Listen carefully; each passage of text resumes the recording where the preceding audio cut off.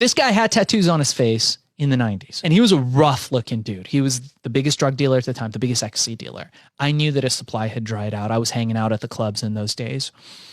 And I walked up to him and he looks at me and he goes, I'm out. What the fuck do you want?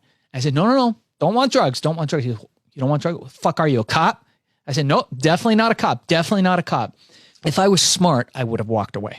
I did not. Like my feet, Brad, were glued to the fucking floor staring at this guy. And something inside me was like, this is that point. This is the moment where you're either going to make it or you're going to crawl back home and be a little, you know what? I said, look, I got these pills. They're as good as all this other stuff. You won't go to jail for it. Also, he's like, what is this shit? I said, it'll do the same thing as ecstasy. He goes, what do you call it? And I started to think. I said, fuck, I don't know. I was like, Herbal Ecstasy.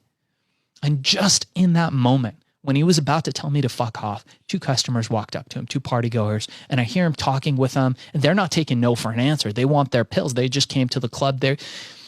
And he motions to me. I hand him a bag. He grabs the entire backpack, and he goes, kid, be back in 2 hours. You better not be fucking with me. The longest 2 hours of my life. I was thinking of all the things I was going to say for this guy not to kill me. I was hoping that nobody would like freak out on the stuff, that nobody would say that it was fake. And I came back in 2 hours. Now, this guy had one expression. That was it. And it was all like bitch face. Like he was just angry. His face was just angry. There was no smile, nothing like that. I was sweating bullets. I was like thinking like, okay, I'll apologize. I'll promise I'll work for him for like a year, anything so he doesn't kill me. And he motions for me to come forward and he looks at me and he's feeling me out. He's like, kid, when can you get me more? And that was it.